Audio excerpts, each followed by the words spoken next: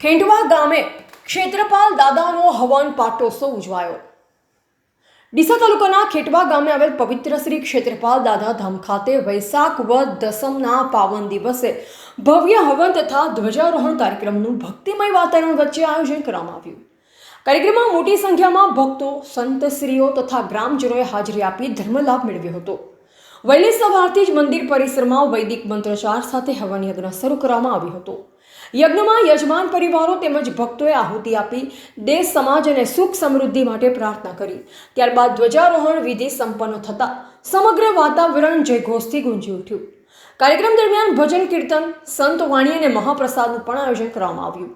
પધારેલ સંતશ્રીઓએ ભક્તિને જીવનનો સાચો માર્ગ ગણાવી માનવ સેવાને સદાચારનો સંદેશ આપ્યો।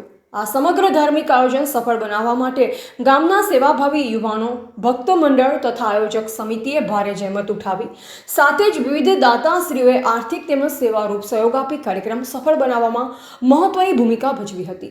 ખાસ કરી પાટોત્સવના દાતાશ્રીઓ, ભોજન પ્રસાદના દાતાશ્રીઓ, શોભાયાત્રા, યજ્ઞ હવન તેમજ વિવિધ સેવાકીય કાર્યોમાં સહયોગ આપનાર તમામ દાતાશ્રીઓનો આયોજકો દ્વારા જાહેર આભાર વ્યક્ત કરવામાં આવ્યો। આ પ્રસંગે સમગ્ર ખેટવા ગામ ભક્તિમય રંગે રંગાયું અને ભક્તોમાં વિશેષ ઉત્સાહ તથા આનંદનો માહોલ જોવા મળ્યો।